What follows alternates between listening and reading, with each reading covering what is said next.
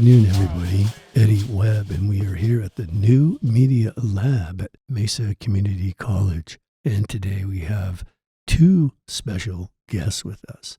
Dean Francis Canedo, our academic dean, who's been on board now a little over a year. 17 months. Wow, time flies. COVID. Time flees. COVID time. And then we have our new director for community and civic engagement, Bernice Belmonte. Hello, happy to be here. Did I say that right? Yes. Belmonte. Mm-hmm. So today we're going to have a conversation. Director Belmonte has just come on board to take over our community and civic engagement outreach program. And we want to welcome you to Mesa Community College. And I know that Dean Canedo has a few questions for you. Yeah. And so, Dr. Canedo. Well, thank you. Thank you, Eddie. And thank you, the New Media Lab, for always allowing me to have a space here and inviting me. Bernice, welcome. You have now been here at the center for 2 weeks. Yeah. And I want you to tell me a little bit of what you have encountered at the center and something that has surprised you. Yeah, absolutely. So this is my first time in a higher ed space. So coming into the center, I was taken aback of how substantial resources and collaborations and community partnerships have been developed throughout the years with the center and how active it is here at Mesa Community College. So I was really surprised that these systems that have been built up have been sustainable thus far. And I'm very excited to come into the space where I can learn from these systems and see how we can maximize their potential. And that's, just generally from the center itself, like the physical space, being transported back to like the 1980s. So looking at all the furniture and everything, it makes it exciting to see the possibilities of what the center can become. So being in that space was very awe-inspiring. And Bernice, I didn't ask you this at first, but do you want to introduce yourself a little bit to campus and tell us where you have been and what you have done and what brought you here? Yeah, absolutely. So I am a California native. I am from Manteca, California. It's the Central Valley. I was born in the Bay Area in San Jose.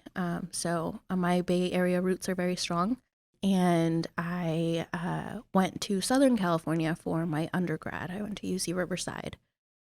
So California has always been home to me, but I definitely felt that there was more to explore outside of, the big state that is California. So made the decision to move out here to Arizona on a whim about a year ago. And I love it. I'm completely immersed in Arizona history, Arizona culture, being involved through, ballet folklorico because I dance folklorico, and continuing my passion for dance and meeting just remarkable people, working in spaces of advocacy, amplifying voices in the community, specifically working at the Arizona Secretary of State as an election analyst, and then moving to Regional Voter Protection Director for Mission for Arizona, which is the coordinated campaign for the Arizona Democratic Party. So being in community and space and working out of downtown on Roosevelt Row, going to Tucson, eventually going to Northern Arizona, visiting Flagstaff. So just immersing myself in Arizona. The Arizona environment has been very exciting since I've moved here and have been always very passionate about higher education. And my master's thesis was on the importance of parental support for first-generation college students. And being in that personal experience, being in that space of having to, learn systems myself, having support in some areas and not having any in others, just really this passion for me to continue to support through my knowledge base, through my experiences, to continue to share the wealth of information that I have gathered from personal experience and translating that into professional experience here at Mesa has been really exciting. So you have worked with a lot of voter protection programs, both at the Secretary of State office and in your work through the Democratic Party. Mm-hmm. You also mentioned, and this is on your CV that we can link, the work that you have done with voter protection in the indigenous communities and Native American communities in Northern Arizona. Can you share a little bit of that? Yeah, absolutely. When I was regional voter protection director, I oversaw 8 counties, and I worked primarily with tribal, rural, and northern Arizona counties like Apache, Coconino, Navajo, and Mojave counties. And in that space, not only was I able to learn how voter protection is experienced in the tribal community with, access to internet, access to county officials, so on and so forth. I was able to shine a light on areas of scarcity when it came to voter education. So, how many hotline resources are there that are in Navajo, Dene, Spanish, all type of different languages, not just, English? How is voter access being reached to tribal communities that don't have a stable internet connection? What are the resources available to tribal communities where they won't feel like someone's coming into their space to educate them, but more of like a collaboration of how the system can better support and provide resources to the community? I was able to sit down with, leaders in these communities to engage and listen and learn and offer support, if I was able to, on how to expand voter protection, not just in the tribal community as a whole, but over the county, through county lines. So I'm very excited to be able to have that skill under my belt now, and it's very interesting to learn historical, tribal, indigenous understandings through the lens of voter protection. You mentioned a minute ago, you are a first generation. You're the first in your family to Yes. go to college, and you received a master's degree, and you wrote your graduate thesis on the parental support for first generation students. What do you think from that background can help you here at Mesa Community College to relate to students? Yeah, I think the key word is community, whether that's cultural, found community, or familial community. Growing up, having to navigate systems of higher education on my own, I was always given the support of, yes, go and get higher education, go to college. We didn't get the opportunity to do it. Like, you need to be able to do it. But I wasn't given the roadmap to how to get there. So I ended up taking out loans that I didn't really understand what interest rates were, and, getting in more debt than I needed to get for undergrad. My dad asking me like why I needed his tax information to fill out FAFSA. There was also language barriers of applications and how much I had to really translate and dilute that information to make sure my parents understood the processes that I was going through. So having experienced all of that myself, coming into a space of community with students who, whose parents never visited a college campus before, having parents come and see a class or be able to ask questions and not feel that their presence isn't welcomed in the college space, is something that I really want to advocate for, because not only, again, mentioning the language barriers, being able to see someone and ask them questions about what is the best way for my student to achieve success, knowing that I only have a certain amount of resources and knowledge to support them. where can the college fill in these gaps and bridge this community, cultural, familial, chosen community, and bring it into the higher education space.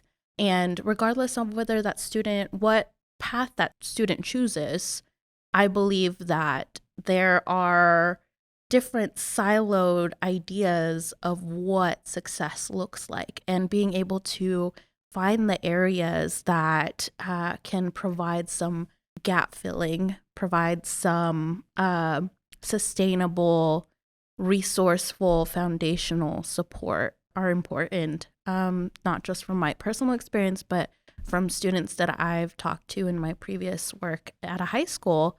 You know, some parents had never been to a college campus before, and after going with parents to visit a campus, they decided they'd let me know, like, I never knew this was possible for my student, for my child, for my son, for my daughter.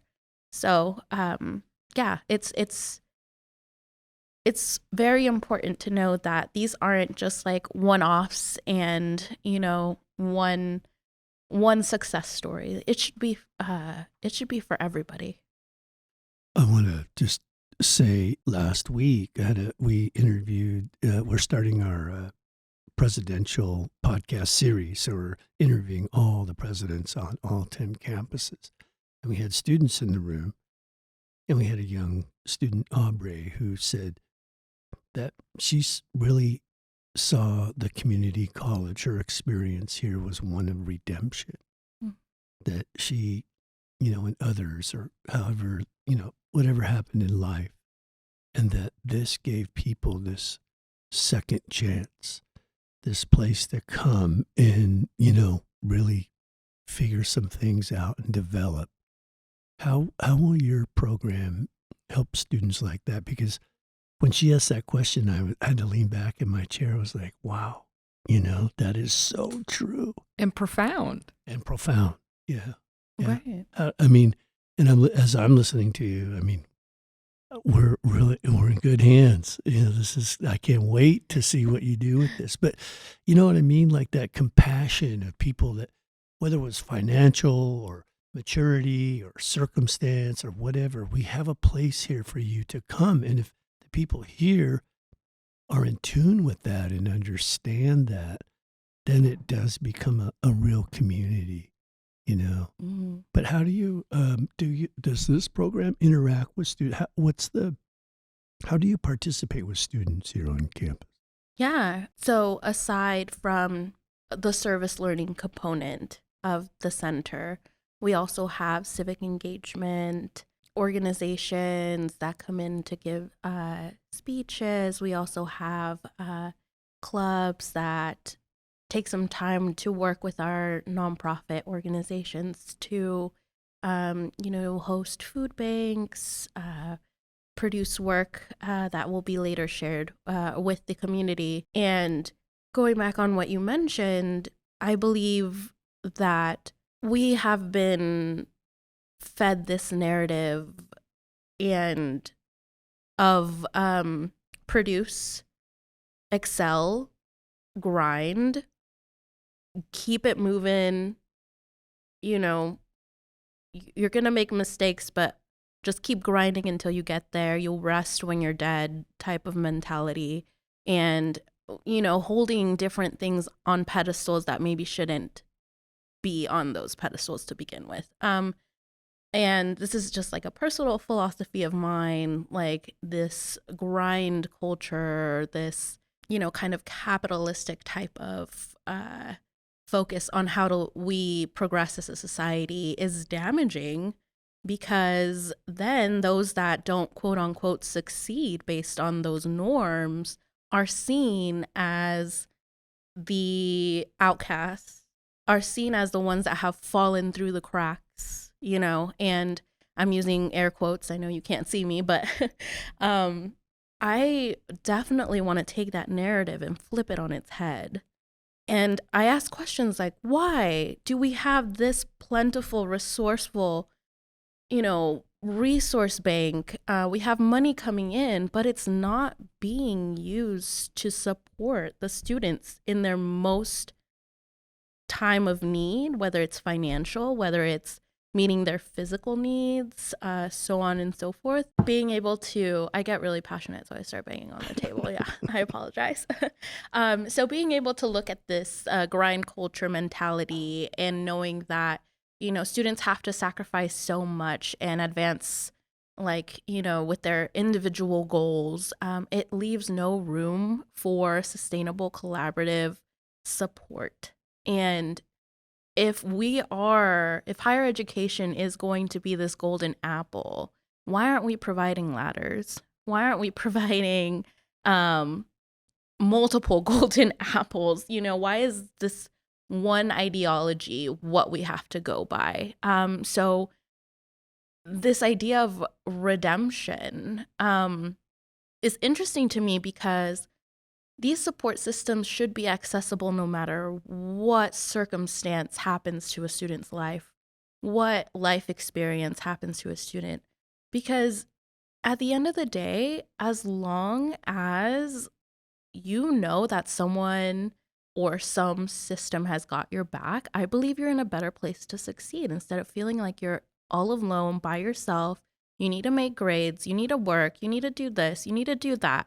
And only then, after you achieve all of that, you will succeed. I don't agree with that, and I want to turn that on its head. And I believe the center has a great opportunity to expand on those resources and support that we could distribute to all students, regardless of what their background is, where they're going, where they have been, and strengthening those community relationships with organizations here in Mesa or even at a greater scale.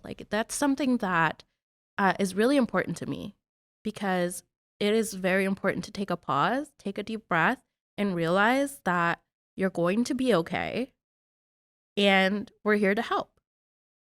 Is that the flip? What is the flip side to the grind, to the get it done, to the American way? What is the flip side to that? Take care of yourself. Take care of yourself. Take a nap. Put yourself first. Put your oxygen mask on first. Don't set yourself on fire to keep other people warm. Take care of yourself. Wow. Yeah. Well, Eddie, you had a really good question. What does the center do? What I see the center as is an octopus, right? It has a lot of hands. The two biggest tentacles are the service learning part, which is in combination with the faculty members who are putting and creating curriculum in their courses to provide students with opportunities for that service learning and putting their hands on work in order to learn. The other one is the civic action, right? And the civic engagement that we talk about. And the center has been doing a lot of work on sustainability. We had at the Red Mountain campus, there was a garden where students could have their own, grow their own food and take it home. Unfortunately, during COVID, that fell down. But there's a lot of projects that need to be built up.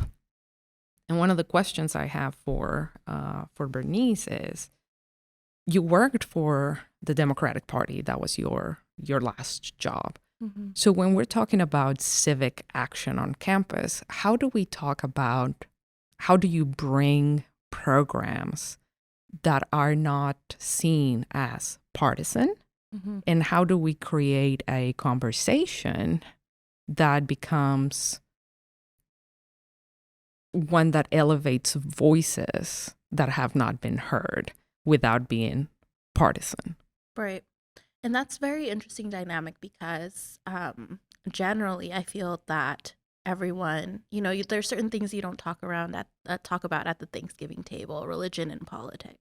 But politics affects everybody. And football. And football. Not football, but football. Football, yes. whether it's happening to you or you're happening with it, politics, it's just the way the world works. So I respect anyone's decisions and involvements and opinions in whatever they feel, speaks to them the most. I know I'm very, democratic, but I've worked in spaces that allow for these areas of discussion. I think first and foremost, building those tables, bringing those chairs, and sitting down and having these conversations, regardless of, what the conversation might be. It could be, should we host this event on campus? Why or why not? Having that public discourse space is very important, first and foremost. There are issues that are very hot button issues. But again, if we come back and have a space of public civil discourse, I believe having those issues, discussed allow for, a better understanding of what the expectation is on whether the center would continue to put on an event like that or if it requires a larger discussion.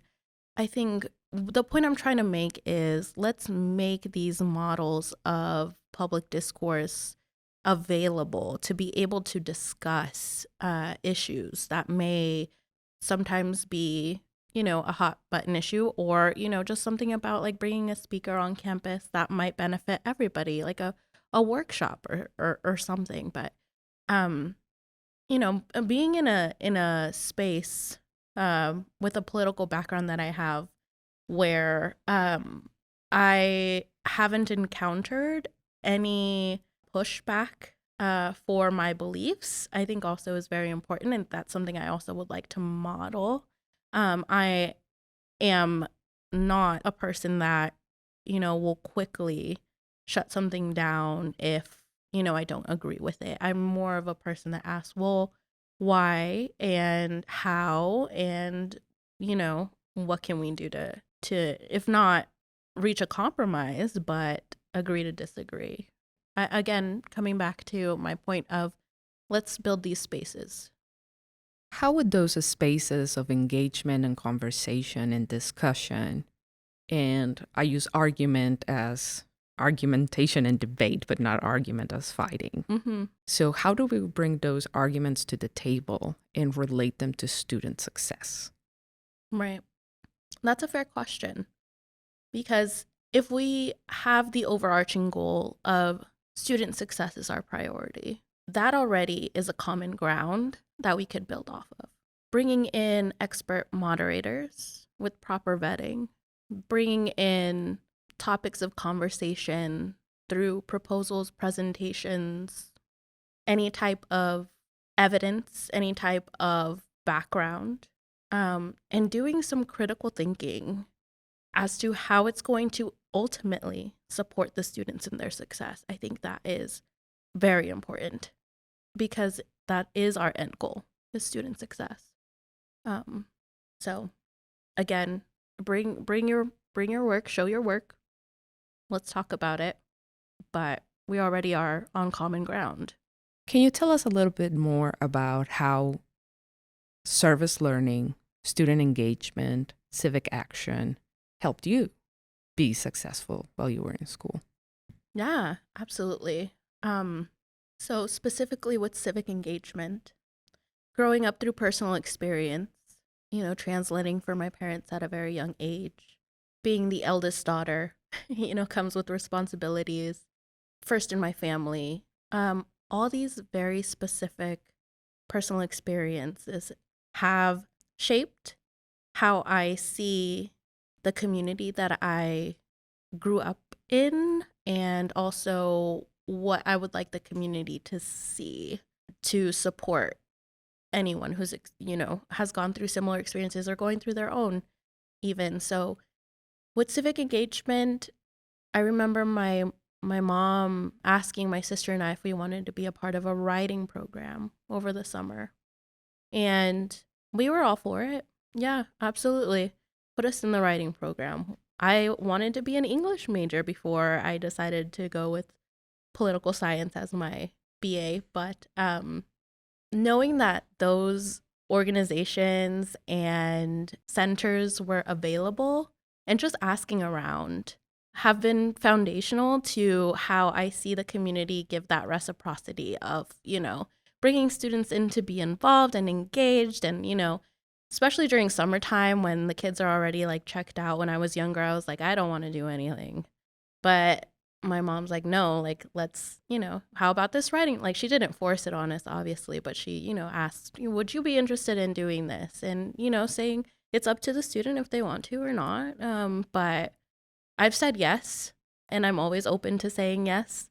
So specifically with civic engagement, the writing program, being a part of Ballet Folklorico when I was younger, I started in 7th grade, like, I think the idea of civic engagement makes it look like, no, you have to go out and get people registered to vote. Like, no, civic engagement encompasses so many other things that tie into cultural, and again, with the service learning piece of like, I want to volunteer my time at a shelter. I want to volunteer my time. I'm very interested in veterinary studies, so I'll volunteer at a shelter. I'm very interested in social media, so I'm going to start curating content, and just going up to places that interest you and being like, hey, I am interested in this. How can you help me? And how can I help you?